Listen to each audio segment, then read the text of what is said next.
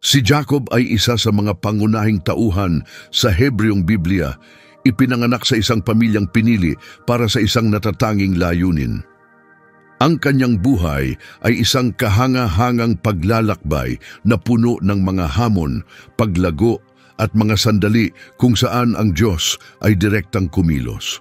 Bilang anak ni Isaac at apo ni Abraham, bahagi si Jacob ng isang pamilyang tumanggap ng banal na pangako, ang maging isang dakilang bansa. Ngunit sa kabila ng mga pagpapalang ito, ang landas ni Jacob ay hindi naging madali. Ang kanyang pangalan na maaring mga hulugang ang kumakapit sa sakong o ang kumukuha ng lugar ng iba ay nagpapahiwatig ng mga pagsubok na kanyang haharapin. Mula sa kanyang kapanganakan, nang siya ay kumapit sa sakong ng kanyang kakambal na si Esau, ang buhay ni Jacob ay nabalot ng tunggalian. Habang sila ay lumalaki, nagkaroon ng tensyon sa pagitan ni Jacob at Esau. Isa sa mga pinakakilalang kwento ay nang dayain ni Jacob sa tulong ng kanyang inang si Rebecca ang kanilang amang si Isaac upang makuha ang espesyal na pagpapalang nakalaan para kay Esau, ang nakatatandang anak. Ang pangyayaring ito ay nagdulot ng malalim na alitan sa pagitan ng magkapatid at napilitang umalis si Jacob sa kanilang tahanan upang manirahan sa malayong lugar, malayo sa kanyang pamilya. Nanirahan siya sa tahanan ng kanyang tiyuhing si Laban, kung saan siya mismo ay nakaranas ng pandaraya at mga mahihirap na karanasan. Sa panahong ito, nagsimulang magbago si Jacob. Isang makapangyarihang sandali sa kanyang kwento ang naganap sa isang lugar na tinatawag na Bethel, kung saan nangusap ang Diyos sa kanya at inulit ang parehong pangakong ibinigay sa kanyang ama at lolo na ang kanyang mga salinlahi ay magiging kasindami ng alabok sa lupa. Habang nagpapatuloy ang kwento ni Jacob, naging malinaw na hindi lamang siya hinubog ng kanyang mga pagsubok, siya ay nasa isang landas ng malalim na pagbabago. Pagkalipas ng maraming taon ng pagtatrabaho kay Laban, nagpasya si Jacob na bumalik sa kanyang lupain na may pagnanais na makipagkasundo sa kanyang kapatid. Ang hakbang na ito ay nagpapakita ng kanyang paglago bilang isang tao. Hindi na siya isang taong iniisip lamang ang kanyang sarili. Handa na siyang akuin ang responsibilidad at harapin ang kanyang nakaraan. Sa kanyang pagbabalik, naranasan niya ang isa pang makapangyarihang sandali kasama ang Diyos sa anyo ng isang misteryosong nilalang na kanyang nakipagbuno ng buong magdamag. Ito ay higit pa sa isang pisikal na labanan. Sumisimbolo ito sa kanyang panghabambuhay na pakikibaka upang maunawaan kung sino talaga siya at kung ano ang kanyang ugnayan sa Diyos.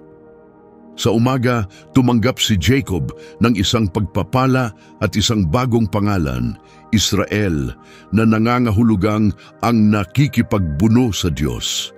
Ang pagbabagong ito sa pangalan ay nagmarka ng isang mahalagang pagbabago sa kanyang buhay na nagbibigay sa kanya ng bagong papel at direksyon.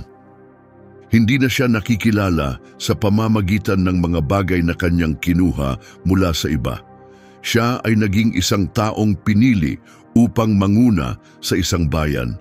Ang kanyang 12 anak ay hindi lamang mga pangalan sa talaan. Sila ang naging pundasyon ng isang bansa. Ang 12 anak na ito ay naging ugat ng mga tribo ng Israel. Bawat isa, ayon sa kanilang pagkakasunod-sunod ng kapanganakan at sa babaeng nagsilang sa kanila, ay may mahalagang papel sa kwento ng pamilya ni Jacob. Ang kanilang mga pangalan ay naipasa sa maraming salinlahi at naging pangalan ng mga tribo na sa kalaunan ay bumuo sa bansang Israel. Ang mga pagpapala at mga hula na ibinigay ni Jacob at kalaunan ni Moises ay nagbigay ng pananaw sa magiging landas ng mga anak at kanilang mga salinlahi. Upang lubos na maunawaan ng kanilang kahalagahan, mahalagang makita na ang bawat anak ay hindi lamang nagpalaki ng pamilya, kundi kumatawan din ng iba't ibang katangian, kalakasan at kahinaan na naging bahagi ng pagkakakilanlan ng Israel. Ang mga anak ni Jacob ay nagmula sa 4 na babae, ang kanyang mga asawa na sina Leah at Rachel at ang kanilang mga aliping sina Bilha at Zilpa. Ito ay lumikha ng isang komplikadong kapaligirang pampamilya, puno ng kompetisyon at paboritismo, habang bawat anak ay nagsisikap na makuha ang paggalang at atensyon. Si Leah, na hindi paborito ni Jacob, ay nagsilang ng 6 na anak, sina Ruben, Simeon, Levi, Juda, Isakar at Zabulon. Si Rachel, ang babaeng tunay na minamahal ni Jacob, ay nagkaroon ng 2 anak, sina Jose at Benjamin. Si Bilha, ang alipin ni Rachel, ay nagsilang kina Dan at Neftali, habang si Zilpa, alipin ni Leah, ay nagsilang kina Gad at Aser. Ang 12 anak na ito ay magiging mga pinuno ng mga tribong kumalat sa lupaing ipinangako ng Diyos. Ngunit ang kanilang papel ay higit pa sa simpleng pagpapalawak ng pamilya. Bawat isa sa kanila ay sumasalamin sa iba't ibang aspeto ng pagkatao ng tao. Ang ilan ay nagpakita ng tapang at pamumuno, habang ang iba ay nasangkot sa panlilinlang at tunggalian. Ang kanilang mga kilos at ugnayan ay naglatag ng pundasyon para sa kung paano makikipag-ugnayan ang mga tribo sa isa't isa sa hinaharap. Ang mga maagang tensyon at alyansa ay isang paunang sulyap sa mga pampulitikang at relihiyosong laban na haharapin ng bansa. Bagamat sila ay pawang mga anak ni Jacob, hindi lahat ay pantay na tinrato o nakatanggap ng magkaparehong pagpapala. Si Ruben, ang panganay, ay dapat sana ang magmana ng pamumuno at ng dobleng bahagi ng yaman ng pamilya. Ngunit dahil sa mga maling desisyon, nawala sa kanya ang karapatang iyon. Sina Simeon at Levi, na kilala sa kanilang karahasan, ay nawalan din ng kanilang posisyon. Si Juda, bagaman ika-4 sa mga anak, ay umangat sa pagiging pinuno. Mula sa kanyang lahi ay nagmula sina Haring David at kalaunan si Jesus. Si Jose, na mahal ni Jacob, ay tumanggap ng natatanging pagpapala na ipinasa sa kanyang 2 anak na sina Ephraim at Manases. Dahil dito, naging 2 tribo ang lahi ni Jose sa halip na isa. Si Benjamin, ang bunso, ang huling tumanggap ng pagpapala, at ang kanyang mga salinlahi ay nakilala sa kanilang lakas at kakayahan sa labanan. Ang bawat anak ay nagambag ng kakaibang bahagi sa kwento na isinasalaysay ng Diyos sa pamamagitan ng pamilyang ito. Ang kanilang mga buhay, desisyon at karanasan ay tumulong sa paghubog ng pagkakakilanlan ng bayan ng Diyos. Ang ilan ay pinangakuan ng kapangyarihan, ang iba ay binigyan ng babala sa kahirapan, ngunit sama-sama sila ang naging pundasyon ng bansang piniling magdala ng pangakong unang ibinigay kay Abraham. Sa pamamagitan ng 12 anak na ito, lumawak ang pamilya ni Jacob at naging isang bayan na kalaunan ay kikilalaning isang natatanging bansa sa gitna ng iba. Ang pag-unawa sa kahalagahan ng mga anak ni Jacob ay nagbibigay sa atin ng mas malinaw na larawan ng lumang tipan. Ang paraan ng pagkakabuo at pagkakahati ng mga tribo ay humubog sa kwento ng Israel sa loob ng maraming henerasyon. Bawat tribo ay may sariling pagkakakilanlan, kalakasan at mga pagsubok. And sama-sama, ang kanilang kasaysayan ay naging kwento ng pag-angat at pagbagsak ng Israel bilang isang kaharian. Ang mga salitang binitiwan sa kanila ni Jacob at kalaunan ni Moises ay hindi lamang tungkol sa kanilang mga personal na kinabukasan. Tumuturo rin ito sa kalikasan at layunin ng mga tribong magdadala ng kanilang mga pangalan. Sa Biblia, ang bilang na 12 ay kadalasang sumisimbolo ng kabuuan at banal na kaayusan. Ito ay kumakatawan sa katuparan ng mga pangako ng Diyos. Kaya't ang 12 anak na ito ay higit pa sa pagiging miyembro ng isang malaking pamilya, sila ay bahagi ng isang mas malawak na plano. Muling lumilitaw ang ideyang ito sa buong Biblia. Ang 12 tribo ng Israel, ang 12 apostol ni Jesus at maging ang 12 pintuan ng makalangit na lungsod na inilarawan sa pahayag. Bawat anak ay may natatanging papel at bawat tribo ay may banal na layunin sa patuloy na kwento ng Diyos.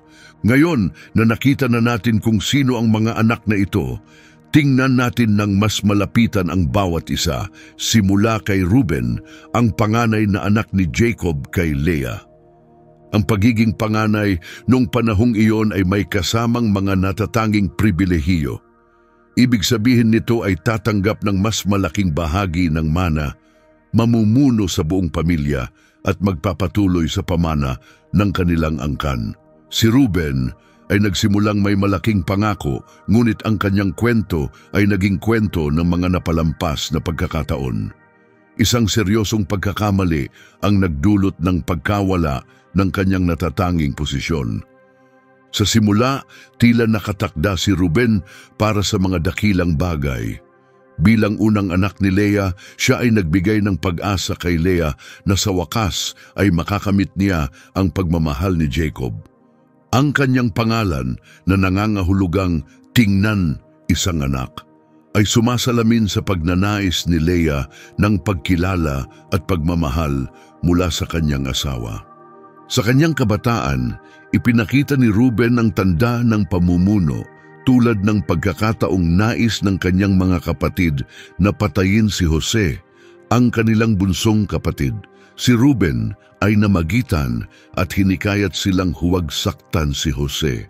Sa halip, iminungkahi niyang itapon siya sa isang balon sa pag-asang babalikan niya ito at iligtas.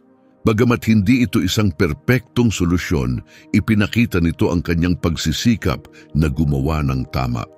Gayunpaman, sa kabila ng mga sandaling ito ng mabuting hangarin, si Ruben ay gumawa ng isang desisyon na nagbago ng lahat.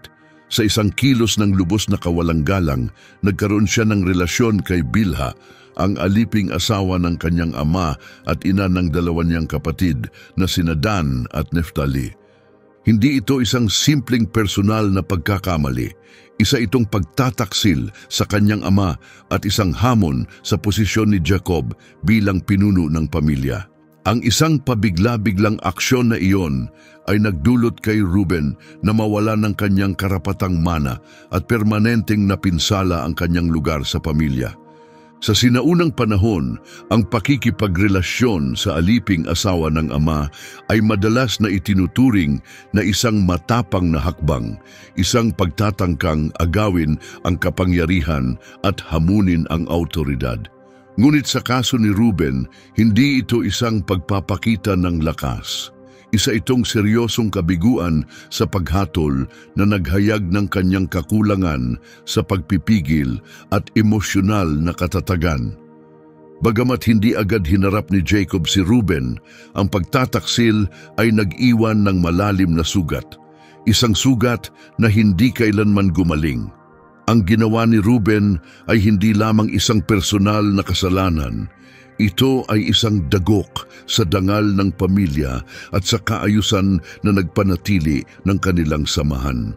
Sa pagpili niyang makasama si Bilha, ipinakita ni Ruben hindi lamang ang kawalang galang sa kanyang ama, kundi pati na rin ang kanyang pagkabigong maunawaan ang bigat ng kanyang tungkulin bilang panganay. Hindi sinabi ng Biblia kung ano ang iniisip o nararamdaman ni Ruben matapos ang pangyayaring ito. Ngunit ang katahimikan sa kanyang kwento ay nagsasalita ng malakas. Hindi niya sinubukang magpaliwanag o ipagtanggol ang kanyang ginawa. Hindi tulad ni Juda o Jose na naging aktibong bahagi ng kwento ng pamilya, si Ruben ay unti-unting nawala sa eksena. Ang kanyang impluensya ay unti-unting nawala, hindi sa isang malakas na pagbagsak, kundi sa isang mabagal na pagkalusaw. Paglipas ng mahabang panahon nang si Jacob ay malapit ng pumanaw, tinipon niya ang lahat ng kanyang mga anak upang bigkasin ng kanyang huling mga salita. Dito na niya sa wakas hinarap ang ginawa ni Ruben. Sa Genesis 49, ang mga salita ni Jacob sa kanyang panganay na anak ay makapangyarihan at masakit. Sinabi niya, "Ikaw ang aking panganay, ang aking lakas, ang unang tanda ng aking kapangyarihan. Nangingibabaw sa dangal, nangingibabaw sa lakas. Ngunit ikaw ay kasing hindi matatag ng tubig. Hindi ka mamumuno sapagkat inakyat mo ang higaan ng iyong ama at dinungisan ito." Ang mga salitang ito ay sumasalamin sa malalim na kalungkutan ng kwento ni Ruben. Siya ang unang anak ni Jacob, puno ng potensyal, malakas at may malaking pangako. Ngunit ang kanyang kawalan ng disiplina at pagpipigil ang nag-alis sa kanya ng kakayahan sa pamumuno. Ang pariralang hindi matatag ng tubig ay lalong makahulugan. Ang tubig ay nagbibigay ng buhay, ngunit kapag hindi ito napipigilan, nagiging hindi ito mapigilan at mapanira. Ganito ang tingin ni Jacob kay Ruben, isang taong puno ng enerhiya at sigasig, ngunit walang direksyon. Siya ay maaring naging isang dakilang pinuno, ngunit siya ay walang sapat na konsistensya o kapanahunan na kailangan para sa papel na iyon. Ang kanyang pagbagsak ay hindi lamang dahil sa isang pagkakamali. Ito ay isang paulit-ulit na kahinaan, ang hindi pag-abot sa mga inaasahan sa kanya. Bagamat nanatili siya sa pamilya at namuhay kasama ng kanyang mga kapatid, hindi na niya muling nabawi ang kanyang dating posisyon. Ang huling mga salita ng kanyang ama ay hindi isang sumpa, ngunit malinaw na ipinahayag, hindi na si Ruben ang may karapatan ng panganay. Sa halip, ang mga karangalang iyon, parehong pamumuno at pagpapala, ay ibinigay sa iba. Sina Juda at Jose ang pumuno sa mga tungkuling hindi na kayang gampanan ni Ruben. Para kay Ruben, ang buhay ay naging isang serye ng mga napalampas na pagkakataon at mga pangarap na hindi natupad.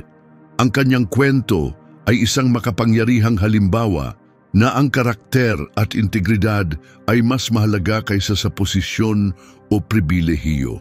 Bilang panganay, nagsimula si Ruben na may lahat ng nasa kanyang pabor, ang pagmamahal ng kanyang ama, ang karapatan sa mana, at ang pagkakataong mamuno.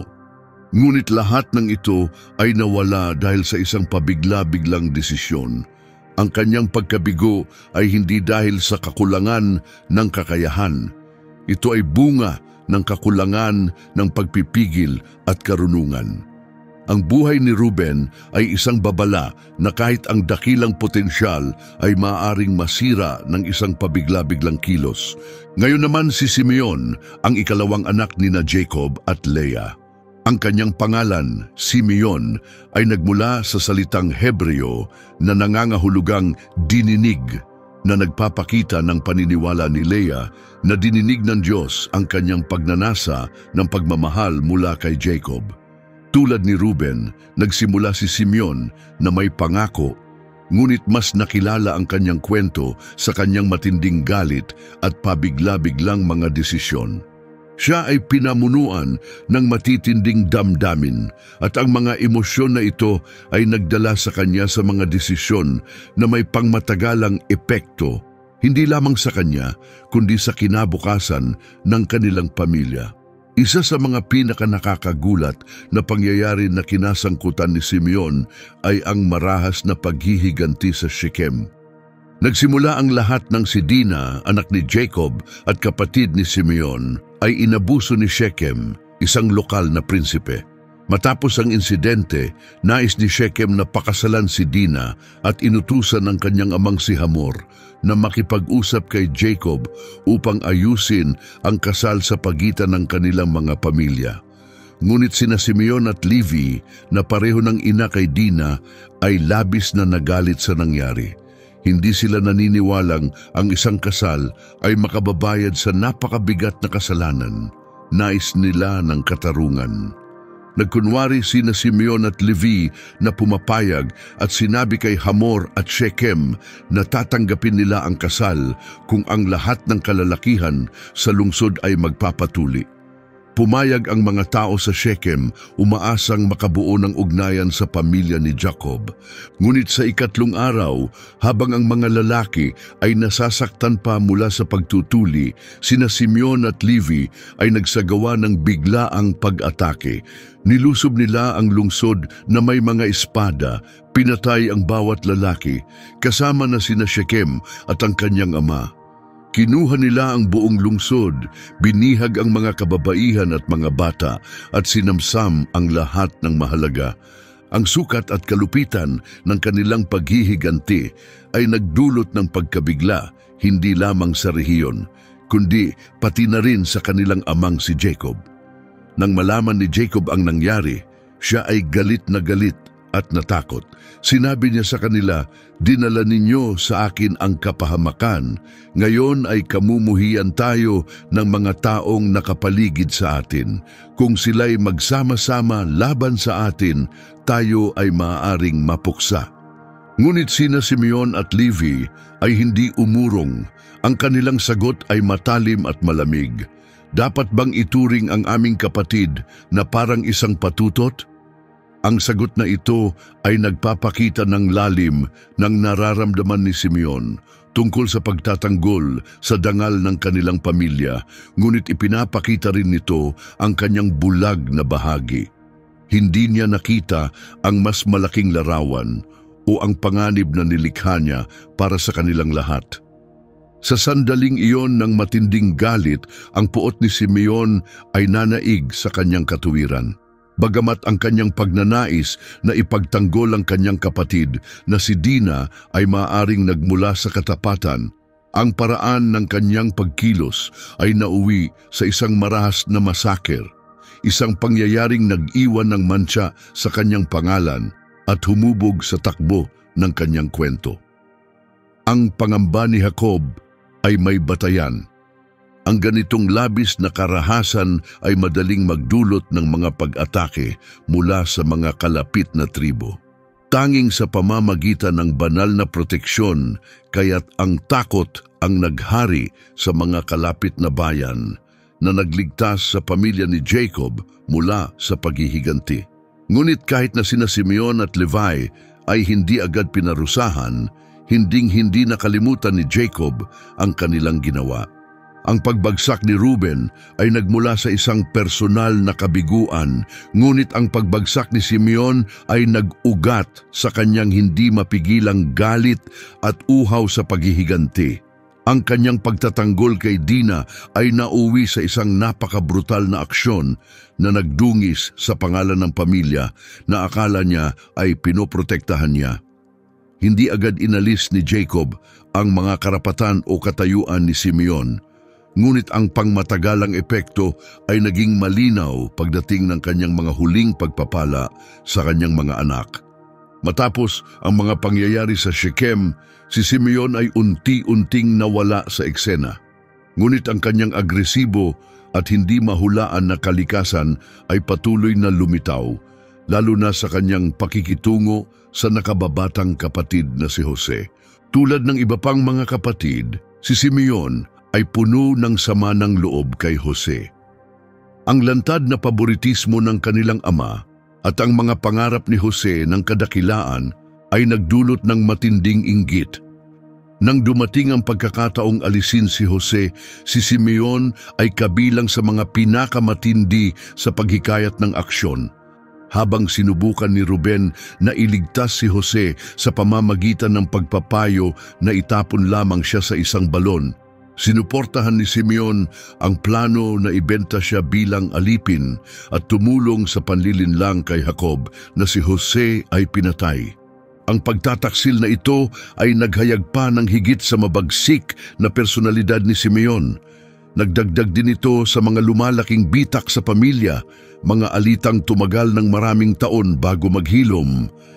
Nang dumating ang taggutom at napilitang maglakbay ang mga anak ni Jacob sa Ehipto upang humingi ng pagkain, at hindi nila namalayang humarap sila sa kanilang nawawalang kapatid na si Jose, na ngayon ay isang makapangyarihang pinuno. Si Simeon ang pinili ni Jose na ipabilanggo bilang garantiya na babalik ang iba. Ang pagpili kay Simeon ay hindi aksidente. Naalala ni Jose ang ginawa ni Simeon. Ang kanyang pagkakabilanggo ay sa maraming paraan ay isang simbolikong paghihiganti, isang pagbabayad para sa kanyang bahagi sa pagdurusa ni Jose noong mga nakaraang taon. Sa buong buhay niya, ipinakita ni Simeon na siya ay isang taong hinahayaan ng kanyang damdamin na maghari. Malaki ang kanyang malasakit sa pamilya, ngunit ang kanyang katapatan ay madalas na lumalabas sa pamamagitan ng karahasan. Siya ay mabilis kumilos, mabagal magmuni-muni at laging handang manguna kapag naramdaman niyang may mali. Ang ganitong marubdob na kalikasan ay nagbigay sa kanya ng pagiging isang taong nais mong makasama sa laban, ngunit isa rin siyang maaaring maging mapanganib kapag hindi napigilan. Ang tunay na nagpakilala kay Simeon ay hindi lamang ang kanyang galit, kundi ang kanyang pagtanggi o kawalang kakayahan na lampasan ito. Habang ang ilan sa kanyang mga kapatid ay nagbago sa paglipas ng panahon, natututo sa kanilang mga pagkakamali, si Simeon ay nanatiling matigas at hindi marunong magpakumbaba. Ang kanyang kwento ay isang kwento ng tindi na walang balanse, isang buhay na pinapatakbo ng apoy, ngunit kulang sa karunungan upang kontrolin ito. Si Simeon ay hindi nagbago, nanatili siyang pabigla-bigla at madaling magalit na hindi natututo sa kanyang mga nakaraang pagkakamali.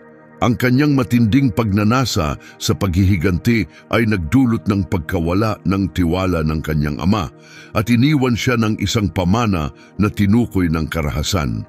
Ang reputasyong ito ay sumama sa kanya sa buong buhay niya.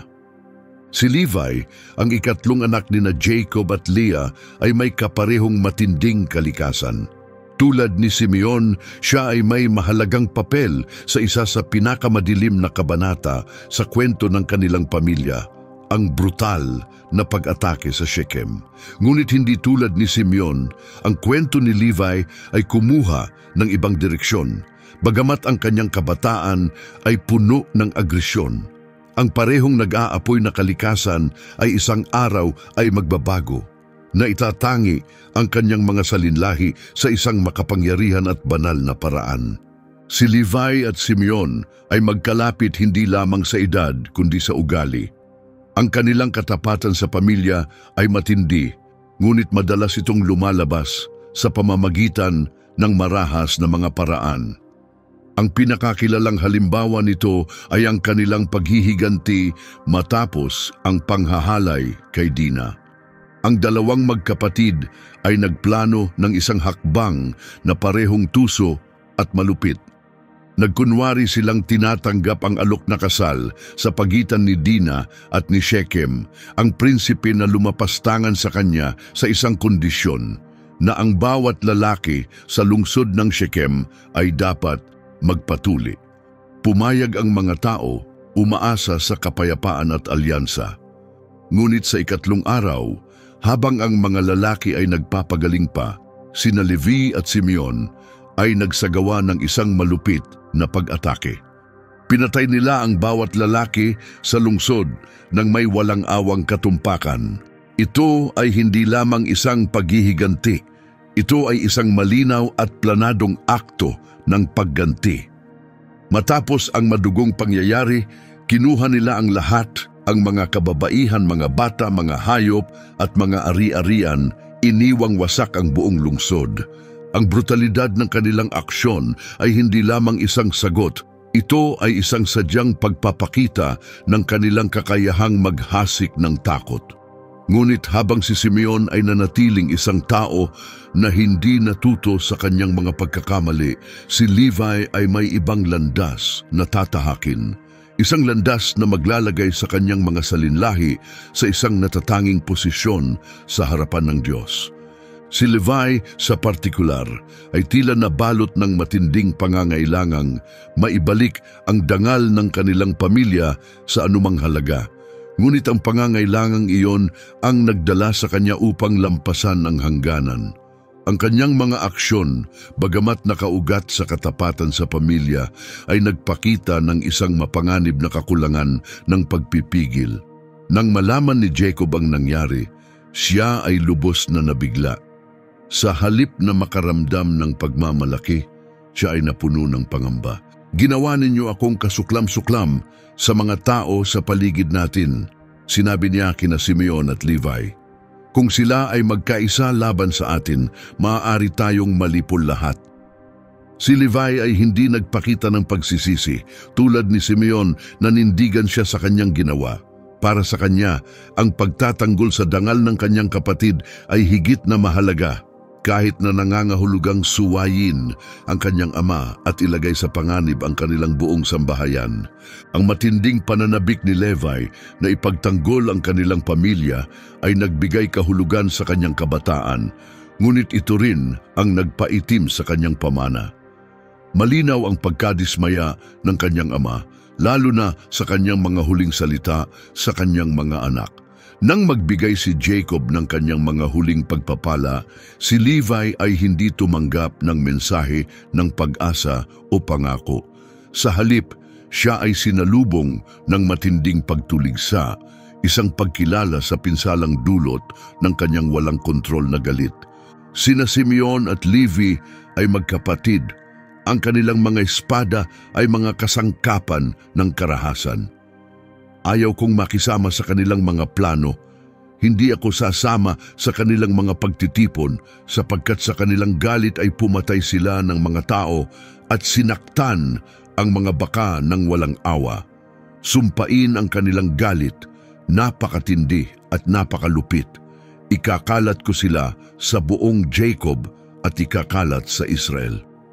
Sa pamamagitan ng mga matalim na salitang ito, inalis ni Jacob kay Levi ang anumang posibilidad ng pamumuno at ipinahayag na ang kanyang mga salinlahi ay kakalat sa buong Israel.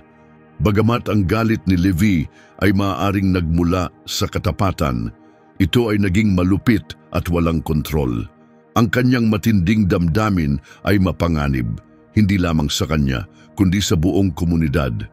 Ang sigasig ni Levi ay maaaring naging isang makapangyarihang puwersa para sa kabutihan. Ngunit nang walang balanse at karunungan, ito ay nagdulot lamang ng sakit at kaguluhan. Ang hatol ni Jacob ay tila pangwakas at sa isang panahon tila ang pamana ni Levi ay magiging isang kwento ng nasirang pangako. Ngunit ang kwento ni Levi ay hindi nagtapos sa kahihiyan. Hindi tulad ni Simeon na unti-unting nawala sa kadiliman at hidwaan. Ang nag-aalab na kalikasan ni Levi ay sa huli ay nagbago. Ang kanyang mga salinlahi ay nakaranas ng isang makapangyarihang pagbabago na nagbigay sa kanilang tribo ng makabuluhang papel sa kasaysayan ng Israel. Ang pagbabagong ito ay dumating makalipas ang mahabang panahon sa panahon ni Moises. Habang ang mga Israelita ay naglalakbay sa ilang, dumating ang isang mahalagang sandali. Nang ang mga tao ay sumamba sa gintong guya sa bundok ng Sinai, ipinagkanulo ang tipan ng Diyos. Ang tribo ni Levi ang lumapit kay Moises. Sila ay tumayo sa panig ni Moises, matatag na tumutol sa pagsamba sa Diyos-Diyosan. Isinagawa nila ang utos ng Diyos, kumilos ng mabilis upang maibalik ang kaayusan at parangalan ng pangalan ng Diyos. Ang matapang na gawaing ito ng katapatan ay puno pa rin ng parehong nag-aalab na enerhiya na mayroon si Levi noon. Ngunit sa pagkakataong ito ay ginamit sa paglilingkod sa Diyos. Ang kanilang sigasig ay nakaayon na sa banal na layunin. Dahil sa kanilang hindi matitinag na paninindigan para sa tama, ang mga Levita ay pinili para sa isang espesyal at banal na tungkulin. Ipinahayag ni Moises ang kanilang dedikasyon na nagmarka ng isang makasaysayang pagbabalik sa kwento ni Levi. Mula sa sandaling iyon, ang mga Levita ay itinangi upang maglingkod sa tabernakulo, nag-aalaga sa banal na lugar kung saan nananahan ang presensya ng Diyos. Sila ay naging mga espiritual na gabay ng Israel, mga tagapagturo ng kautusan, tagapangalaga ng pagsamba, at mga saserdote na nag-aalay ng mga sakripisyo para sa bayan. Kaya't kahit nagsimula si Levi na may isang pamana ng karahasan, ang kanyang mga salinlahi ay nakilala sa kanilang debosyon at paglilingkod sa Diyos. Ang propesiya ni Jacob ng kanilang pagkakakalat ay natupad, ngunit hindi bilang isang parusa. Sa halip, ang mga Levita ay kumalat sa lahat ng mga tribo, inilagay ng estratehiko upang magturo at ipalaganap ang mga utos ng Diyos saan man sila naroroon. Ang kwento ni Levi ay isang makapangyarihang halimbawa kung paanong ang sigasig kapag walang kontrol ay maaaring magdulot ng pinsala. Ngunit kapag ito ay ginabayan ng layunin ng Diyos, maaari itong magbunga ng isang dakilang kabutihan. Ngayon naman si Juda, ang ikaapat na anak ni Jacob at Leah, ay namumukod tangi bilang isa sa mga pinakamahalagang tauhan sa Biblia. Ang kanyang kwento ay isang kwento ng personal na pagbabago. Nagsimula siya na may seryosong mga pagkakamali sa moralidad, ngunit sa paglipas ng panahon, siya ay naging isang pinuno at isang simbolo ng pagtubos. Hindi tulad ng kanyang mga nakatatandang kapatid na sina Ruben, Simeon at Levi na ang pabigla-biglang pag-uugali ay nagdala sa kanila sa kahihiyan. Ang landas ni Juda ay minarkahan ng pagbabago at paglago. Ang kanyang buhay ay isang makapangyarihang halimbawa na ang pagsisisi ay maaaring humantong sa pagpapanumbalik. Sa simula, si Juda ay hindi inaasahang maging isang pinuno. Bilang ikaapat na anak, wala siyang likas na karapatan sa pamumuno o mana. Ang mga karangalang iyon ay karaniwang nauukol sa panganay. Siya ay isinilang sa isang pamilyang puno ng tensyon at tunggalian. Pinangalanan siya ng kanyang inang si Leah na Juda na nangangahulugang papuri bilang pasasalamat sa Diyos matapos ang mga taon ng pakiramdam na hindi minamahal ni Jacob. Ang paglaki sa isang pamilyang nahahati ay malalim na nakaapekto sa mga unang taon ni Juda. Tulad ng kanyang mga kapatid, naranasan niya ang presyur ng pakikipagkompetensya para sa atensyon ng kanilang ama.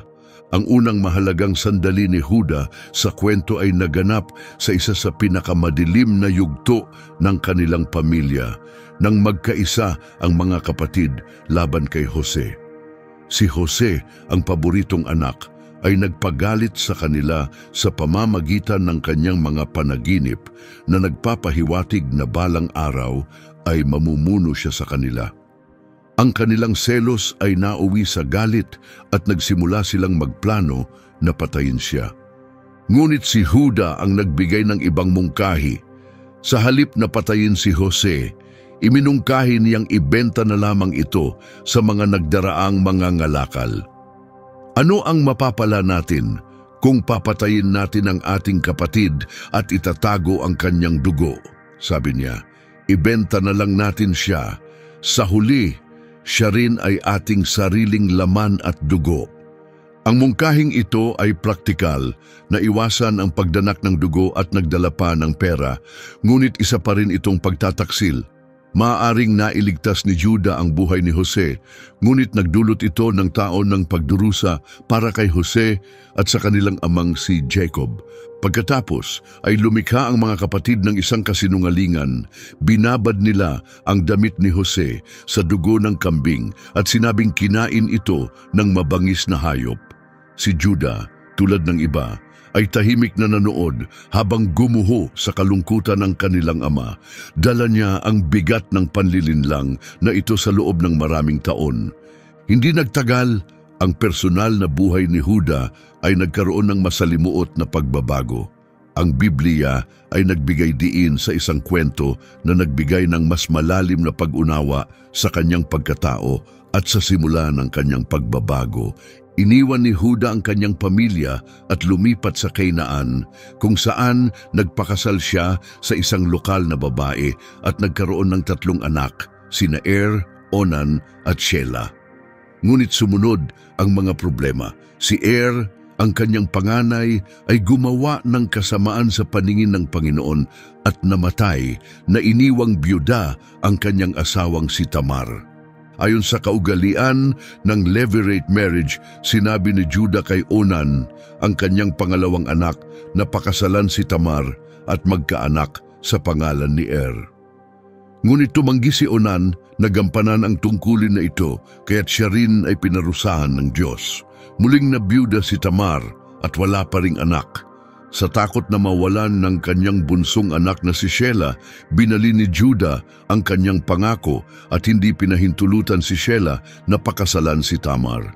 Naiwan si Tamar sa isang napakahirap na kalagayan, walang asawa at walang anak, na sa sinaunang panahon ay nangangahulugang kawalan ng seguridad at kinabukasan. Ngunit hindi sumuko si Tamar. Determinado siyang panatilihin ang kanyang lugar sa pamilya at ipagpatuloy ang kanilang lahi, kaya nagplano siya ng isang matapang na hakbang. Nagbalat kayo siya bilang isang patutot at naghintay sa tabi ng daan kung saan alam niyang daraan si Huda. Hindi siya nakilala ni Huda at nilapitan siya, nag-alok ng bayad para sa kanyang serbisyo.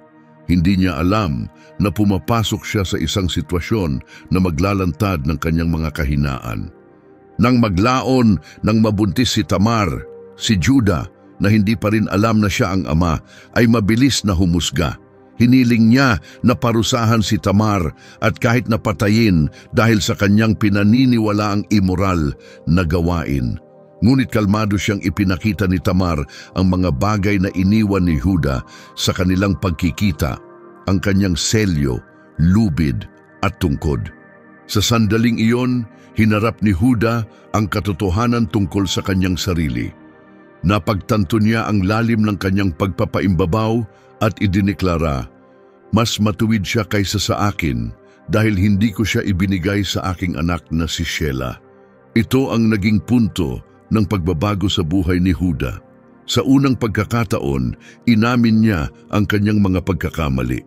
Isa itong sandali ng parehong kabiguan at paglago, kung saan inamin niya ang kanyang pagkakasala at kinilala ang katapangan at integridad ni Tamar. Mula noon, nagsimulang magbago si Judah. Makaraan ang ilang taon, mas malinaw pa ang kanyang pagbabago. Isang matinding taggutom ang nagpilit sa mga anak ni Jacob na maglakbay sa Ehipto upang bumili ng trigo. Hindi nila alam na ang namamahala sa pamamahagi ng pagkain ay si Jose, ang kapatid na kanilang ipinagbili bilang alipin. Nang sila ay humarap sa kanya, hindi nagpakilala si Jose. Sa halip, sinubok niya ang kanilang mga puso. Hiningi niya na dalhin nila ang kanilang bunsong kapatid na si Benjamin upang patunayan na nagsasabi sila ng totoo. Mabigat ang naging epekto nito kay Huda. Noong una, siya ang tumulong sa pagpapalayas kay Jose. Ngayon, naharap siya sa posibilidad na mawala ang isa pang kapatid, ang mahal na anak ng kanilang ama. Ngunit si Huda ay hindi na ang dating siya. Tumayo siya at nangakong siya ang mananagot para sa kaligtasan ni Benjamin. "Ako ang mananagot sa kanya," sabi niya. "Kung ako ay mabigo, maaari mo akong sisihin habang buhay."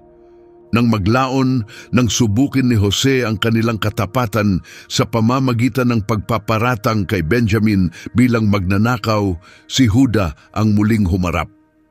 Sa isa sa pinakamadamdaming tagpo sa buong Biblia, nakiusap si Huda para sa buhay ni Benjamin.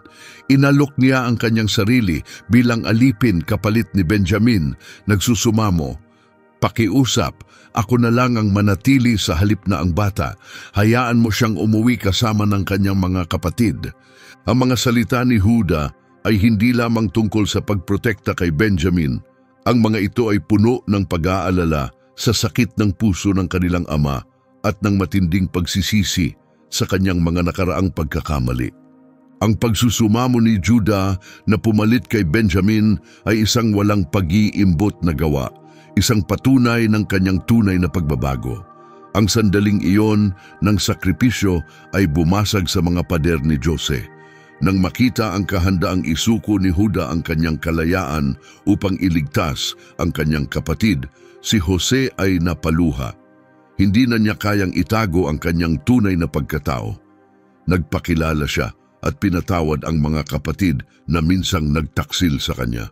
Ang katapangan at habag na ipinakita ni Juda ay kabaligtaran ng kanyang nakaraan.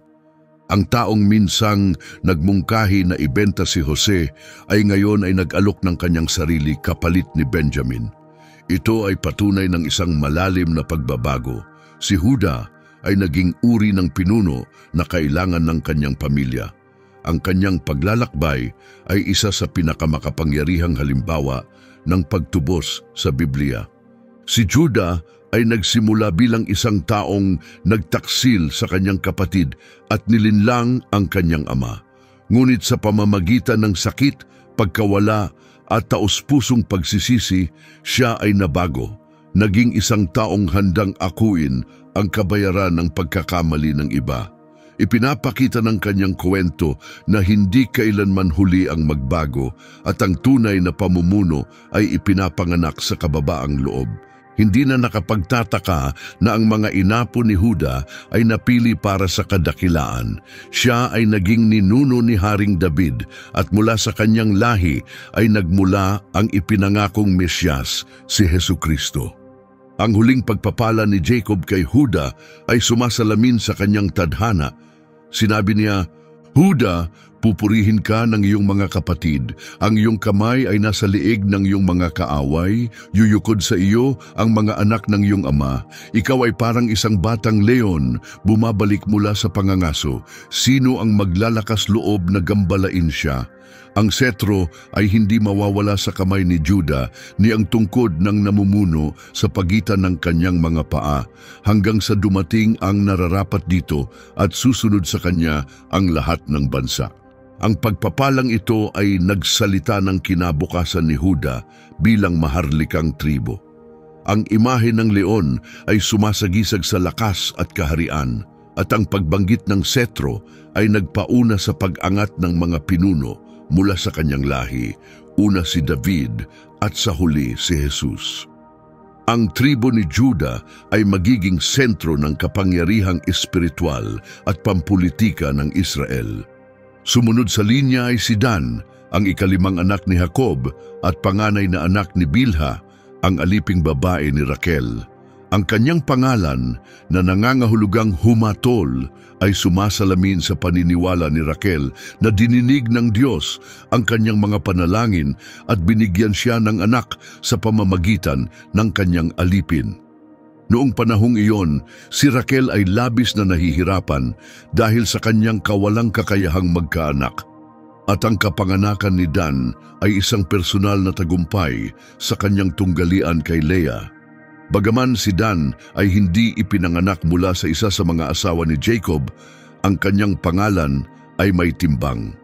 Ito ay nagsasalita ng katarungan at pag-asa, ngunit ang papel ni Dan sa pamilya ay medyo naiiba. Bilang anak ng isang aliping babae, wala siyang kaparehong katayuan sa mga anak ni Leah o Raquel. Gayunpaman, kinilala siya bilang isang may dalang awtoridad. Huhukom siya sa kanyang mga tao, sabi ni Jacob. Maikli ang personal na kwento ni Dan sa Biblia at karamihan sa nalalaman natin tungkol sa kanya ay nagmumula sa mga makahulang salita ni Jacob at kalaunan ni Moises. Isa sa mga pinakakakaibang aspeto ng pagkatao ni Dan ay lumitaw sa pagpapala ni Jacob sa Henesis 49. Sinabi niya, si Dan ay hahatol sa kanyang mga tao bilang isa sa mga lipi ng Israel. Si Dan ay magiging isang ahas sa tabi ng daan, isang ulupong sa landas na kumakagat sa sakong ng kabayo kaya't nahuhulog ang sakay nito paurong. Isang kakaibang at kapansin-pansing imahe, punong-puno ng pangako at panganib. Ang paglalarawang ito ay nagpapakita kay Dan bilang matalino at potensyal na mapanganib. Ang paghahambing sa ahas ay nagpapahiwatig ng katusuhan at estratehiya, ngunit may pahiwatig din ng panlilinlang at pagtataksil. Bagaman si Dan ay tinawag sa isang tungkulin ng pamumuno, ang pagpapalang ito ay nagbigay diin din sa isang madilim na bahagi ng kanyang pamana. At ang kadilimang iyon ay kalaunan ay lumitaw. Ang tribo ni Dan na orihinal na inaasahang poprotekta at gagabay sa Israel ay naligaw ng landas at nalugmok sa pagsamba sa mga Diyos-Diyosan. Sila ang unang opisyal na nagdala ng mga huwad na Diyos sa lupain na naglayo sa mga tao mula sa kanilang pananampalataya sa nag-iisang tunay na Diyos. Ang maikling kwento ni Dan ay nagsisilbing babala. Ang kapangyarihan na walang integridad ay maaring humantong sa pagkawasak. Maging ang mga pinagkalooban ng pananagutan at impluensya ay maaring bumagsak kapag nawala sa kanila ang tamang landas. Ang imahe ng ahas ay hindi lamang isang talinghaga, ito ay isang propesiya kung paano ang mga pagpili ni Dan ay negatibong huhubog sa hinaharap ng kanyang tribo. Sumunod ay si Neftali, ang ika-6 na anak ni Jacob, at pangalawang ipinanganak sa pamamagitan ni Bilha, ang aliping babae ni Raquel. Ito ay nagbigay sa kanya ng buong kapatid kay Dan. Ang kanyang pangalan na nangangahulugang aking pakikibaka ay pinili ni Raquel upang ipakita ang matinding kompetisyon na naramdaman niya laban kay Leah. Dahil hindi pa rin siya magkaanak ng sarili, nakita ni Raquel ang kapanganakan ni Neftali sa pamamagitan ng kanyang alipin bilang isang personal na tagumpay. Ang pangalan na Neftali ay sumasalamin sa emosyonal na pakikibaka ni Raquel, ang kanyang patuloy na pagsusumikap na magkaroon ng halaga sa paningin ng kanyang asawa at sa kanyang tunggalian kay Leah. Hindi tulad ng ilan sa kanyang mga kapatid, ang buhay ni Neftali ay hindi puno ng kaguluhan o iskandalo. Sa katunayan, napakakaunting drama ang binanggit ng Biblia tungkol sa kanya. Sa halip na tumuon sa kanyang mga aksyon, binibigyang diin ng kasulatan ang kanyang mga katangian at ang pagkatao ng kanyang mga inapo. Ang pagpapala ni Jacob kay Neftali ay maikli ngunit puno ng kahulugan. Sinabi niya, si Neftali ay isang usa na pinalaya. Siya ay nagsasalita ng magagandang salita. Ang elegante at malayang imahe ng isang usang tumatakbo ay nagpapahiwatig ng bilis, liksi at kalayaan. Ang pagbanggit ng magagandang salita ay nagpapahiwatig ng kahusayan sa pagsasalita o pagkukwento. Habang ang maraming anak ni Jacob ay kilala sa kanilang lakas, pamumuno o tunggalian, si Neftali ay namumukod tangi sa kanyang banayad na likas na ugali. Ang kanyang pagpapala ay nagbibigay diin sa pagiging malikhain at pagpapahayag kaysa sa pangingibabaw o kapangyarihan. Si Neftali ay nagdadala ng balanse sa pamilya, isang paalala na hindi lahat ng lakas ay nagmumula sa espada. Ang ilang impluensya ay nagmumula sa mga salita, kagandahan at kapayapaan. Si Neftali ay hindi naalala dahil sa panalo, sa mga labanan o sa mga gawaing puno ng lakas.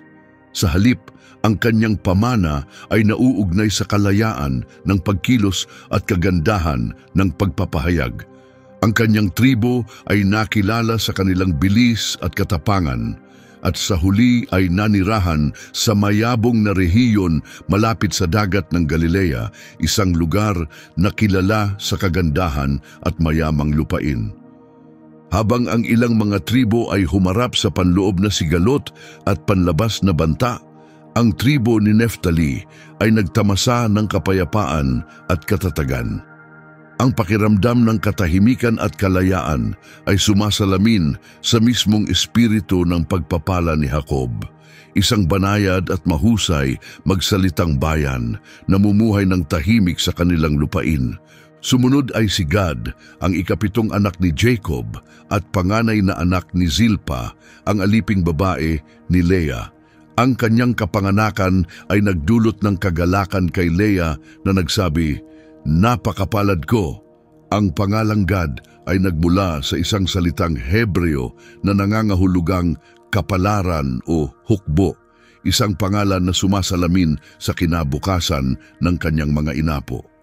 Tulad ni Neftali, si Gad ay hindi gumaganap ng dramatikong papel sa kwento ng Biblia bilang isang individual, ngunit ang kanyang pamana ay malakas. Ang pagpapala ni Jacob sa kanya ay maikli, ngunit makahulugan. Si Gad ay aatakihin ng isang hukbo, ngunit siya ay makikipaglaban at mananaig. Ang pagpapalang ito ay naghayag na ang tribo ni Gad ay haharap sa mga patuloy na labanan. Nasa silangan ng ilog Jordan ang kanilang lupain, kaya't mas vulnerable sila sa mga pagsalakay. Ngunit sa halip na umiwas sa panganib, ang tribo ni Gad ay nakilala bilang mga matatapang na mandirigma, laging handang ipagtanggol ang kanilang bayan. Ang pag-uulit ng hukbo sa parehong pangalan at pagpapala ay nagbigay diin sa pagkakakilanlan ni Gad bilang isang mandirigma. Ang kanyang mga inapo ay nagkaroon ng reputasyon bilang mga makapangyarihang mandirigma, sanay sa labanan at laging handang tumindig sa panahon ng kaguluhan. Sila ang madalas na nauuna sa panganib, pinoprotektahan ng bansa mula sa mga banta mula sa labas. Bagaman, ang personal na kwento ni Gad ay hindi detalyado sa kasulatan, ang katapangan ng kanyang tribo ay nagsasalita ng malakas. Maaring hindi siya namuno tulad ni Huda o naglingkod sa santuaryo tulad ni Levi, ngunit ang ambag ni Gad sa Israel ay nagmula sa lakas at tibay ng kanyang tribo. Isinabuhay nila ang kahulugan ng kanyang pangalan, mga matatag na mandirigma na lumalaban ng matindi at nananatiling matibay. Kasunod ay si Aser, ang ikawalong anak ni Jacob na isinilang din kay Zilpa. Ang kanyang pangalan ay nangangahulugang masaya o pinagpala at ito ay pinili ni Leah na may galak. "Napakasaya ko, tatawagin akong masaya ng mga kababaihan." Hindi tulad ng marami sa kanyang mga kapatid na ang mga pangalan ay nauugnay sa pakikibaka, tunggalian o pananabik. Ang pangalan ni Aser ay sumasalamin sa kasiyahan at pagdiriwang. Bagaman si Aser ay hindi naglalaro ng pangunahing papel sa kwento ng Biblia, ang mga pagpapalang ibinigay sa kanya ay kahanga-hanga. Ang mga salita ni Jacob kay Aser ay kabilang sa mga pinakapositibong ibinigay sa alinman sa kanyang mga anak. Sinabi niya, ang pagkain ni Aser ay magiging masagana. Siya ay magbibigay ng mga delikadong pagkain na akma sa isang hari. Ang pagpapalang ito ay naghayag ng isang buhay ng kasaganaan, kayamanan at pag-akses sa mga pinakamahusay na bagay. Si Aser ay inilalarawan bilang isang taong namumuhay sa kapayapaan at kayamanan. Ang kanyang mga inapo ay nagtatamasa ng kasaganaan ng mayamang lupain at nagbabahagi nito sa iba. Kalaunan, inulit ni Moises ang temang ito sa kanyang pagpapala sa tribo. Pinakamapalad sa mga anak si Aser. Siya ay bibigyang pabor ng kanyang mga kapatid at isawsaw niya ang kanyang paa sa langis. Ang imahe ng langis ay hindi lamang makata, sumisimbolo ito ng kasaganaan ng lupain na mamanahin ng tribo ni Aser. Sila ay nanirahan sa isang mayabong na lugar sa baybayin ng Mediteraneo, nakilala sa mga taniman ng olibo, ubasan at matabang bukirin. Ang lupain ni Aser ay naging tanyag sa paggawa ng ilan sa mga pinakamahusay na pagkain sa rehiyon. Habang ang ibang mga tribo ay patuloy na naharap sa mga labanan at kaguluhan, ang kwento ni Aser ay kakaiba. Ang kanyang pamana ay puno ng kagalakan, kapayapaan at kabutihang loob. Ang kanyang tribo ay nagtamasa ng mga biyaya ng lupa at ginamit ang kanilang kasaganaan upang tumulong sa iba. Paalala ni Aser sa atin na ang pabor ng Diyos ay makikita hindi lamang sa tagumpay, kundi pati na rin sa kasiyahan at kasaganaan. Kasunod ay si Isakar, ang ikasyam na anak ni Jacob at isa sa mga anak ni Leah. Ang kanyang kapanganakan ay resulta ng isang hindi pangkaraniwang kasunduan sa pagitan ni Leah at Raquel. Sa panahong iyon, ang magkapatid ay patuloy na nagkakalaban para sa pagmamahal ni Jacob. Nakipagpalitan si Leah ng ilang mandragora, isang halamang pinaniniwalaang nagpapalakas ng fertility para sa isang gabi kasama si Jacob. At dahil dito, isinilang si Isakar. Pinangalanan siya ni Leah na Isakar na nangangahulugang ganti o kabayaran. Nakikita ang kanyang kapanganakan bilang tanda na pinarangalan ng Diyos ang kanyang pagtitiyaga. Ang personal na kwento ni Isakar ay hindi puno ng drama, ngunit nakikilala natin ang kanyang pagkatao sa pamamagitan ng mga pagpapala ni Jacob at Moises. Inilarawan siya ni Jacob bilang isang malakas na asno na nakahiga sa pagitan ng mga pasanin. Nakita niya na ang lupain ay maganda at pinili niyang manirahan doon, nagdadala ng mga pasan at masipag na nagtratrabaho. Ang larawang ito ay nagpapakita kay Isakar bilang maaasahan at matatag.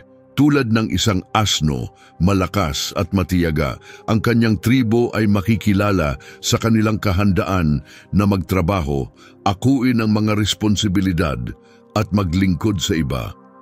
Pinahahalagahan nila ang isang tahimik na buhay na nakatuon sa pagsasaka at katatagan sa halip na sa kapangyarihan o digmaan. Ang tribo ni Isakar ay nakilala sa kanilang pagiging praktikal. Gumawa sila ng matalino at matatag na mga desisyon na nagdala ng pangmatagalang pakinabang sa kanilang bayan. Ngunit ang mga salita ni Jacob ay may dala ring babala.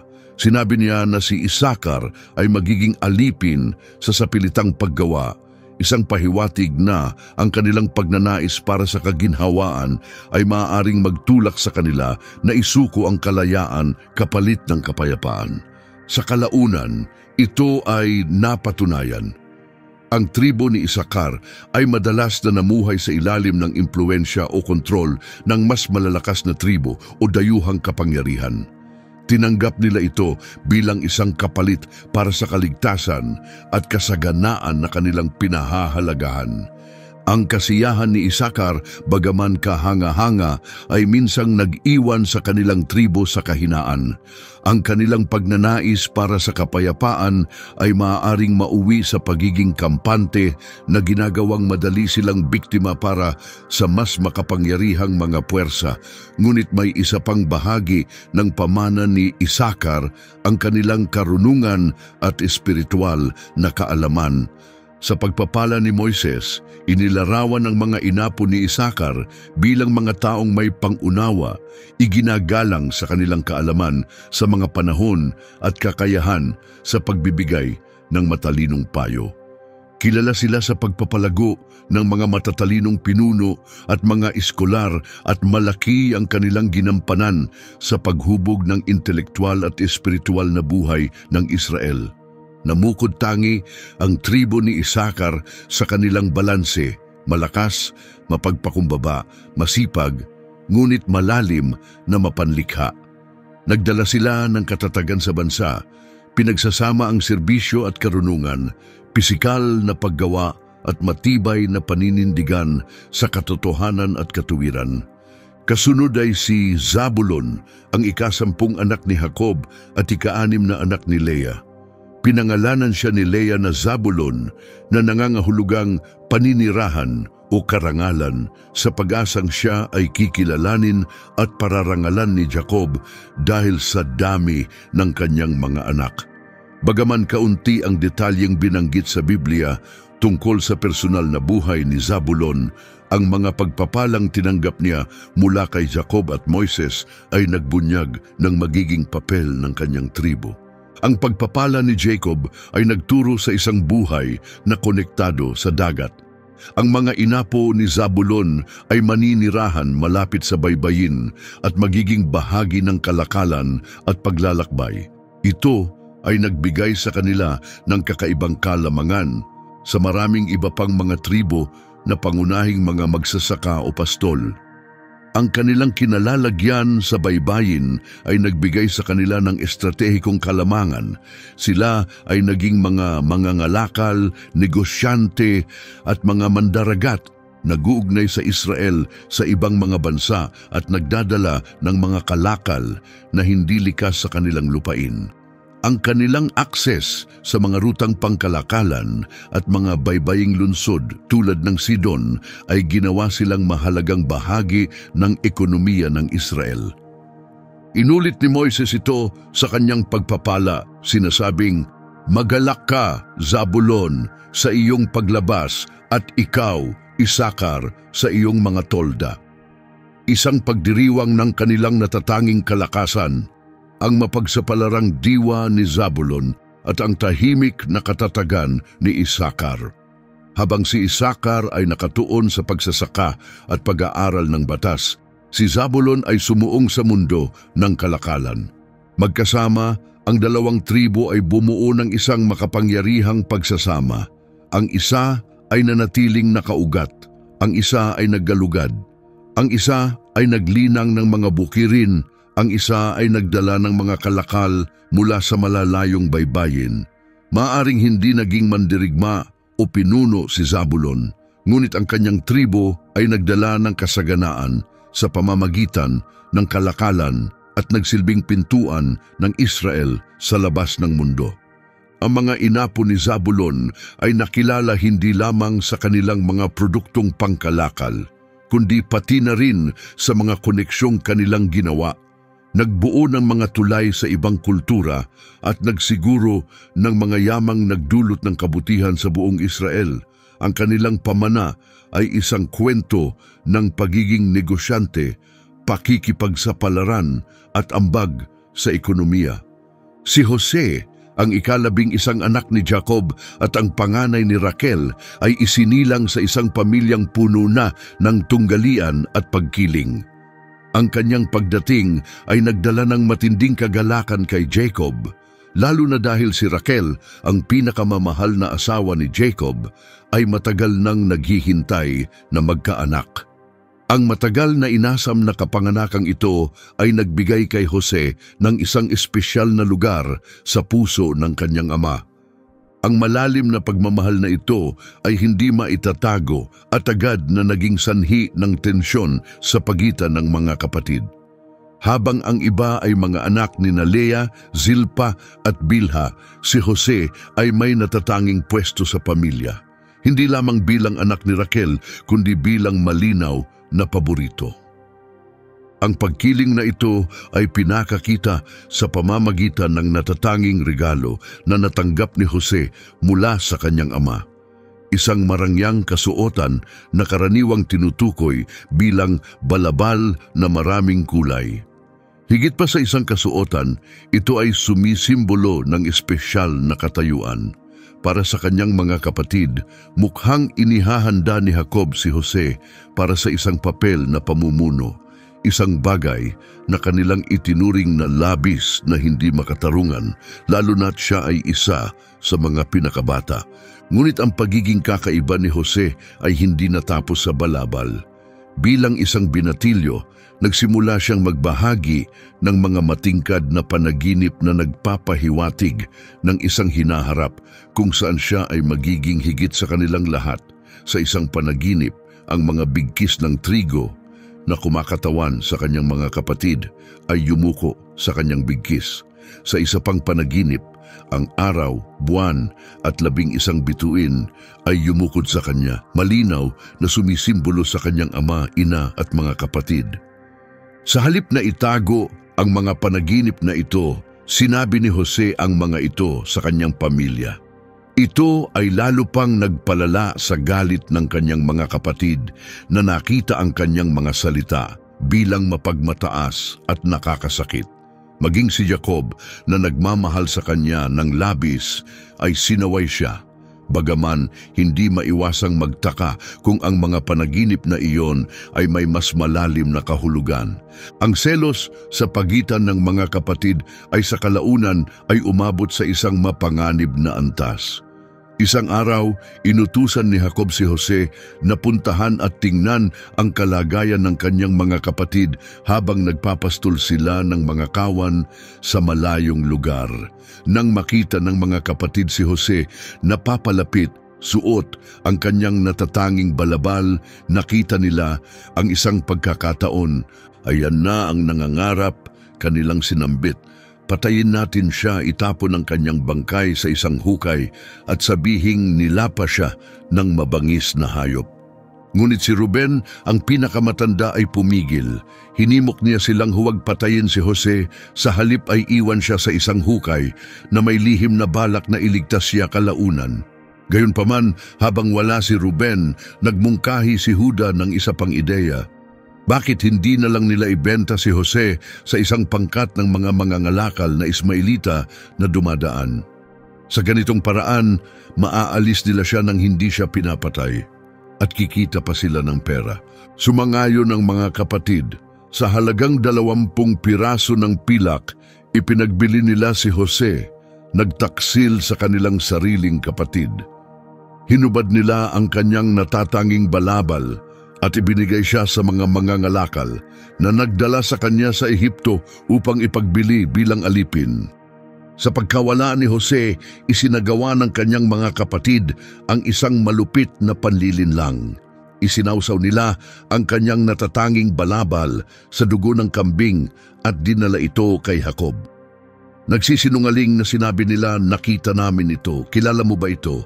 Ito ba ang balabal ng iyong anak? Agad itong nakilala ni Jacob sa paniniwalang nilapa ng mabangis na hayop ang kanyang minamahal na anak. Siya ay nalugmok sa matinding kalungkutan. Pinunit niya ang kanyang kasuotan, nagsuot ng damit pangluksa at tumangging magpaaliw. Mangangayo pa ako sa aking anak hanggang sa mamatay ako, sabi niya, balot ng labis na dalamhati. Samantala, ang paglalakbay ni Jose ay nagkaroon ng dramatikong pagbabago sa Ehipto. Ipinagbili siya kay Potifar, isang mataas na opisyal sa korte ni Paraon. Sa kabila ng pagiging alipin, ang katapatan, talino at kasipagan ni Jose ay mabilis na napansin. Nakita ni Potifar ang kanyang potensyal at inilagay siya bilang tagapamahala ng buong sambahayan. Ngunit habang nagsisimula nang umangkop si Jose sa kanyang bagong buhay, muling dumating ang problema. Si asawa ni Potifar na naakit kay Jose ay sinubukang akitin siya. Ngunit tumanggi si Jose na natiling tapat sa Diyos at sa kanyang amo. Sa galit dahil sa pagtanggi, inakusahan siya ng babae ng pang-aabuso. Si Jose ay ipinakulong, pinarusahan para sa isang krimeng hindi niya ginawa. Ngunit kahit nasa kulungan, hindi siya nawalan ng pag-asa. Ang kanyang matatag na karakter ay nagdulot sa kanya ng tiwala ng tagapangasiwa ng bilangguan na ginawa siyang tagapamahala ng ibang mga bilanggo. Dito, nagsimulang umusbong ang natatanging kakayahan ni Jose sa pagpapaliwanag ng mga panaginip. 2 opisyal ni Paraon, ang tagapagdala ng kopa at ang panadero, ay nakulong din. Bawat isa ay nagkaroon ng kakaibang panaginip at inalok ni Jose na ipaliwanag ang mga ito. Sinabi niya sa tagapagdala ng kopa na siya ay maibabalik sa kanyang tungkulin. Sa panadero naman, hinulaan niya ang kamatayan. Ang parehong mga panaginip ay nagkatotoo ayon sa sinabi ni Jose. Bago umalis ang tagapagdala ng kopa, nakiusap si Jose na alalahanin siya at banggitin siya kay Paraon. Ngunit nang makalaya, nakalimutan ng tagapagdala ng kopa si Jose at lumipas pa ang 2 taon sa katahimikan. Gayunpaman, hindi siya nakalimutan ng Diyos. Isang araw, nagsimulang magkaroon ng nakakabahalang mga panaginip si Paraon na walang sinumang tagapayo ang makapagpaliwanag. Dito sa wakas ay naalala ng tagapagdala ng kopa ang kabataang Hebreong lalaki sa bilangguan. Ikinuwento niya kay Paraon ang tungkol sa kakaibang kakayahan ni Jose. Ipinatawag si Jose at sa loob ng isang araw, nagbago ang lahat. Inilarawan ni Paraon ang kanyang mga panaginip, 7 matatabang baka na nilamon ng 7 payat na baka, at 7 buong uhay ng trigo na nilamon ng 7 tuyot. Sa karunungan mula sa Diyos, ipinaliwanag ni Jose ang kahulugan ng mga ito. Magkakaroon ng 7 taon ng kasaganaan na susundan ng 7 taon ng matinding taggutom. Namangha si Paraon sa talino ni Jose at agad siyang itinaas sa pinakamataas na posisyon sa buong lupain, ikalawa lamang kay Paraon mismo. Ngayon bilang tagapamahala ng buong Ehipto, si Jose ay binigyan ng responsibilidad na pamahalaan ang mga yaman ng bansa. Pinangasiwaan niya ang pagtitipon ng trigo sa mga taon ng kasaganaan at tiniyak na may sapat na supply upang mapagtagumpayan ang mga taon ng taggutom.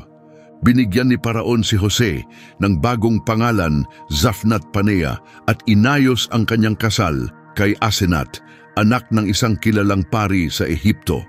Bagaman hawak na ni Jose ang napakalaking kapangyarihan, yaman at impluensya, hindi niya nawala ang kanyang kababaang loob o pananampalataya sa Diyos. Nang tumama ang taggutom, hindi lamang Ehipto ang naapektuhan. Ang kakulangan sa pagkain ay umabot hanggang Canaan, kung saan nahirapan si Jacob at ang kanyang mga anak na makaligtas. Sa pagkarinig na may trigo sa Ehipto, inutusan ni Jacob ang kanyang mga anak na pumunta roon upang bumili ng pagkain. Hindi kailanman inasahan na sila ay yuyuko sa harap ng kanilang sariling kapatid, na ngayon ay isang makapangyarihang opisyal ng Ehipto. Agad na nakilala ni Jose ang kanyang mga kapatid nang sila ay dumating, ngunit hindi siya nila nakilala. Sa halip na magpakilala agad, nagdesisyon si Jose na subukin sila. Nais niyang malaman kung nagbago na ba sila mula nang ibenta siya bilang alipin. Inilagay niya sila sa ilang pagsubok, maingat na idinisenyo upang ipakita ang kanilang dating asal, lalo na kung paano nila siya tinrato noon. Maingat na pinagmasdan ni Jose ang kanilang mga reaksyon, naghahanap ng mga palatandaan ng pagsisisi. Sa huli, ang walang pag-iimbot na alok ni Huda na pumalit kay Benjamin bilang alipin ang nagwasak sa emosyonal na pader ni Jose. Napuno ng damdamin, hindi na kayang itago ni Jose ang katotohanan. Siya ay napaiyak at nagsabi, "Ako si Jose, ang inyong kapatid, ang inyong ipinagbili sa Ehipto." Nabigla ang kanyang mga kapatid, natulala at inaasahan ng parusa. Ngunit sa halip na maghiganti, si Jose ay nagsalita ng mga salita ng aliw at biyaya. "Huwag kayong mag-alala o magalit sa inyong mga sarili. Ang Diyos ang nagpadala sa akin dito upang magligtas ng mga buhay." Nakita ni Jose ang mas malawak na larawan. Ang kanilang masasamang hangarin ay ginamit ng Diyos para sa kabutihan upang mapanatili ang buhay sa panahon ng matinding krisis. Sa kabila ng pagtataksil, pagkaalipin at pagkakakulong, si Jose ay nanatiling tapat at ngayon ay nakatayo bilang isang buhay na halimbawa ng pangangalaga ng Diyos. Ang kanyang kwento ay isa sa pinakamakapangyarihang halimbawa ng kung paano maaaring gamitin ng Diyos ang pagdurusa para sa mas mataas na layunin. Ang pag-angat ni Jose mula sa pagiging alipin patungo sa pagiging tagapamahala, ang kanyang matibay na pananampalataya sa bawat pagsubok, at ang kanyang kakayahang magpatawad sa mga nanakit sa kanya. Lahat ng ito ay nagiging isa sa mga pinaka-inspirasyonal na kwento sa Biblia. Ang pagpapalang tinanggap ni Jose ay sumasalamin sa lalim ng kanyang paglalakbay. Sinabi ni Jacob, si Jose ay isang mabungang puno sa tabi ng bukal na ang mga sanga ay umaabot sa ibabaw ng pader. Ang mga pagpapalang ito ay nagmumula sa makapangyarihan ng Jacob, ang pastol, ang bato ng Israel. Naway ang mga pagpapala ng iyong ama ay malampasan pa ang mga pagpapala ng sinaunang kabundukan. Ang mayamang at makataong pagpapalang ito ay kinikilala ang parehong mga pagsubok at tagumpay ni Jose. Ang kanyang buhay ay namunga sa bawat panahon at ang kanyang pamana ay pararangalan sa maraming henerasyon. Sa pamamagitan ng kanyang dalawang anak, sina Efraim at Manases, natanggap ni Jose ang dobleng mana na naging dalawa sa pinakamakapangyarihang mga tribo ng Israel. Si Benjamin, ang ikalabindalawang at pinakabatang anak ni Jacob, ay isinilang sa isang sandali ng parehong dakilang kagalakan at malalim na dalamhati. Bilang ikalawang anak ni Raquel, pagkatapos ni Jose, ang kanyang kapanganakan ay dapat na maging katuparan ng pinakamalaking pag-asa ni Raquel. Ngunit, ang nagsimula bilang isang matagal na inasam na biyaya ay nauwi sa trahedya. Naranasan ni Raquel ang isang mahirap at nakamamatay na panganganak. Sa kanyang huling hininga, pinangalanan niya ang kanyang sanggol na Ben-Oni na nangangahulugang anak ng aking kalungkutan. Ngunit si Jacob, na bagaman nasasaktan, ay determinado na bigyan ng bata ng pangalan ng pag-asa, ay binago ito sa Benjamin, anak ng aking kanang kamay. Ang pangalang ito ay sumasalamin sa parehong kalungkutan ng pagkawala ni Raquel at sa hangarin ni Jacob na magkaroon ng lakas at layunin mula sa sakit na iyon. Lumaki si Benjamin nang hindi nakikilala ang kanyang ina sa isang sambahayang hinubog ng pagkawala, selos at pagsisisi. Ngunit siya ay mabilis na naging isang mahalagang figura, labis na minamahal ng kanyang nagdadalamhating ama at nakikita bilang isang paalala ng babaeng pinakamamahal ni Jacob. Matapos mawala si Jose, lalong lumalim ang sakit ni Jacob at si Benjamin, ang nag-iisang natitirang anak ni Raquel, ay naging kanyang pinakamamahal na anak. Mahigpit na pinrotektahan ni Jacob si Benjamin, laging nasa kanyang tabi at tinitiyak na ligtas siya. Ngunit hindi tulad ng selos na minsang bumalot kay Jose, si Benjamin ay hindi nagdulot ng inggit sa kanyang mga kapatid. Nang ipanganak si Benjamin, nagbago na ang dinamika ng pamilya.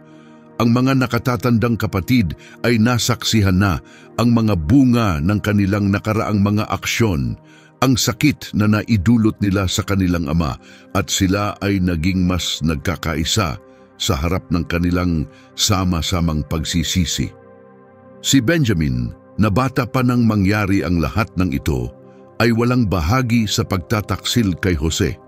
Sa halip, siya ay naging simbolo ng kawalang kasalanan at pagkakaisa, isang pagkakataon para sa mga kapatid na gumawa ng mas mabuting mga desisyon upang protektahan sa halip na saktan ang kanilang sariling dugo.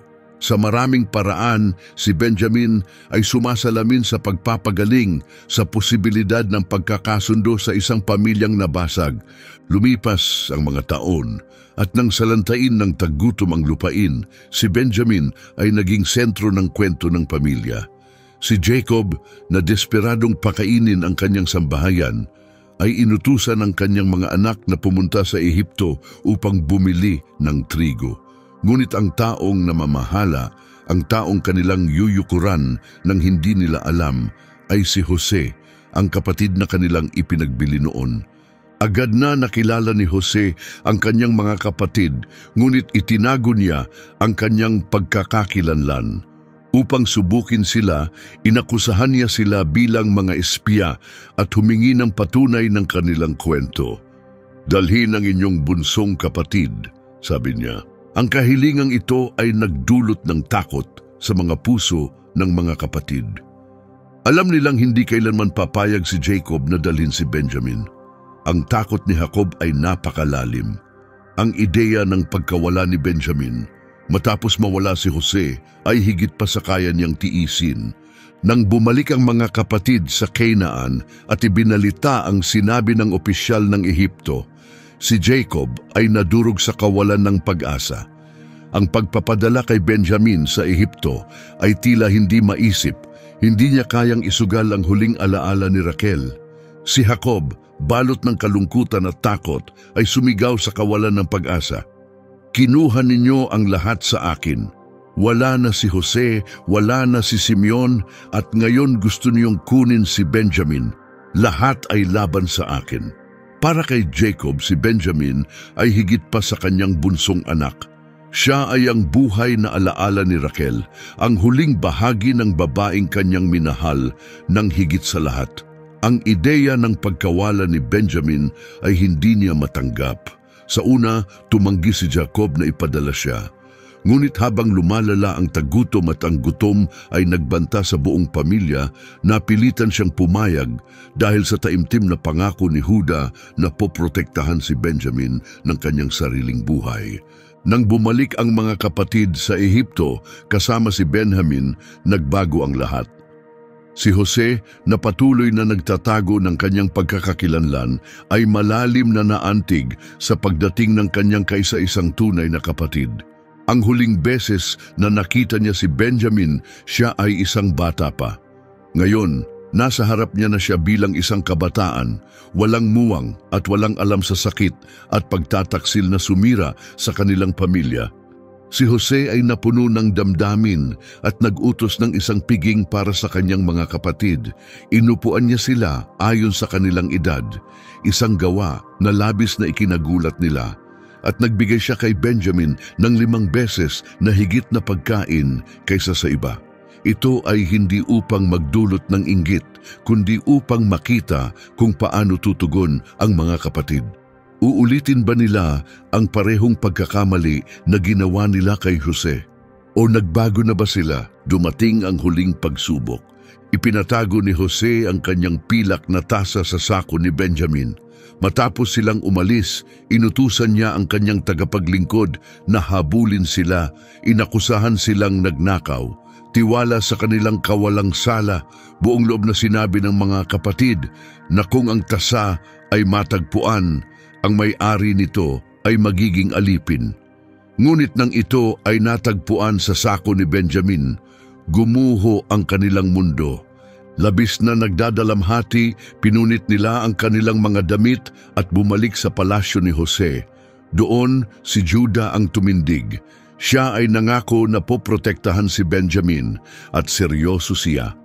Inalok niya ang kanyang sarili kapalit ni Benjamin. Pakiusap, ako na lang ang manatili bilang iyong alipin. Hayaan mong umuwi ang bata kasama ng kanyang mga kapatid. Ang makapangyarihang pagsusumamong ito ay nagpakita kung gaano kalaki ang pagbabago ni Juda. Hindi na siya ang kapatid na minsang nagbenta kay Jose kapalit ng pilak. Siya na ngayon ay isang lalaking handang isuko ang lahat para sa kanyang pamilya. Hindi na napigilan ni Jose ang kanyang damdamin. Napuno ng emosyon, pinaalis niya ang lahat sa silid at nagsimulang umiyak ng malakas. Ako si Jose, kanyang ibinunyag. Buhay pa ba ang aking ama? Nabigla ang kanyang mga kapatid, hindi makapagsalita at hindi alam kung paano tutugon. Ngunit pinalakas ni Jose ang kanilang loob. Niyakap niya si Benjamin at umiyak sa kanyang balikat. Matapos ang lahat ng sakit, pagtataksil at mga taon ng pagkakahiwalay, ang muling pagkikita ay naging sandali ng pagpapagaling. Si Benjamin, nang hindi niya namamalayan, ay naging susi sa pagpapanumbalik ng isang wasak na pamilya. Ang kanyang presensya ang nagdala ng katotohanan sa liwanag, naglantad sa pagbabago ng kanyang mga kapatid, at tumulong sa pag-aayos ng mga bagay na tila hindi na maibabalik. Bagaman tahimik ang papel ni Benjamin, ang kanyang epekto ay napakalalim. Ang kanyang buhay ay naglabas ng pinakamabuting bahagi ng mga tao sa kanyang paligid, lalo na kay Juda. Habang ang kwento ni Jose ay tungkol sa pagdaig sa mga pagsubok sa isang banyagang lupain, ang kwento ni Benjamin ay tungkol sa pagpapanatili ng pamilya sa pamamagitan ng kawalang malay, pagmamahal at pag-asa. Siya ay isang paalala ng kung ano ang nawala at kung ano ang maaari pang maibalik sa pamamagitan ng biyaya, kababaang loob at kapangyarihan ng pagkakasundo. Sa huli, si Benjamin ay hindi lamang ang bunsong anak at pinakamamahal, siya ang naging mitsa na nagbalik sa kanilang nagkawatak-watak na pamilya. Ang kanyang buhay na protektado ng debosyon ng kanyang mga kapatid at ng pagpapatawad ni Jose ay naging isang makapangyarihang simbolo ng mga bagong simula. Bagaman ang kanyang personal na kwento ay maaaring kulang sa matinding drama ng kanyang mga nakatatandang kapatid, ang kanyang presensya ay mahalaga sa pagpapagaling at kaligtasan ng sambahayan ni Jacob. Ang pagpapalang ibinigay kay Benjamin ay kapansin-pansin. Si Benjamin ay isang mabangis na lobo. Sa umaga ay nilalapa niya ang kanyang biktima. Sa gabi ay ipinamahagi niya ang kanyang nasamsam. Ito ay nagpatukoy sa isang tribo na kilala sa kanilang matapang at walang takot na mga mandirigma, mapusok sa labanan, agresibo kapag kinakailangan, at may kakayahang magtagumpay ng malaki. Ngunit ang parehong tindi na iyon ay kalaunan ay nagdulot ng mga panloob na sigalot na muntik nang bumiyak sa kanilang tribo. Sa bawat pagpapala at bawat pagsubok, bawat pagtataksil at bawat sandali ng pagtubos, ang Diyos ay kumikilos, hinuhubog ang komplikadong pamilyang ito upang maging pundasyon ng isang bansa. Ang bawat anak, kasama ang kanilang mga lakas at kahinaan, ay may papel sa paglikha ng isang bayang pinili upang magdala ng pangako ng Diyos at magpakita ng kanyang liwanag sa mundo. Ang kanilang mga kwento ay nagpapaalala sa atin ng isang mahalagang katotohanan: walang buhay na hindi maaaring ayusin, walang kabiguan na hindi maaaring tubusin. Ang bawat paglalakbay, gaano man kabasag, ay maaaring maging bahagi ng isang bagay na makabuluhan sa mga kamay ng Diyos. Kaya habang binabalikan natin ang mga buhay ng 12 anak ni Jacob, naway tingnan din natin ang ating mga sarili. Hamunin nawa tayo ng kanilang mga kwento.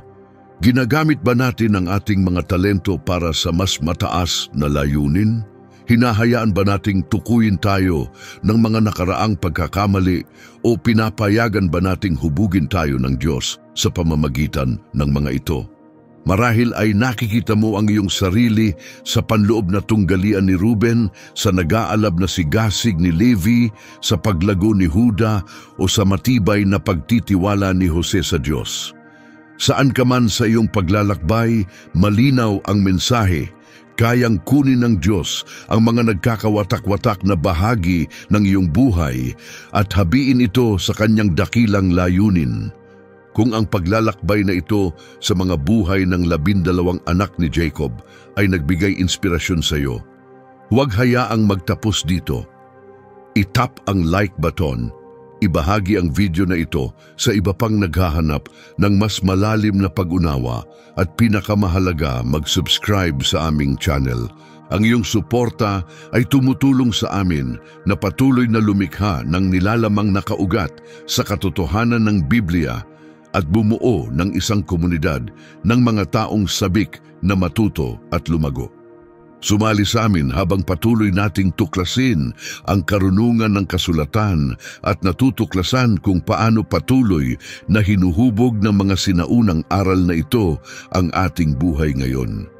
Pindutin ang subscribe at maging bahagi ng isang pamilya ng mga naghahanap na nakatuon sa paglago sa katotohanan, pamumuhay sa pananampalataya at pagiging binabago, tulad ng 12 anak na naging 12 tribo na tumulong sa pagbabago ng mundo.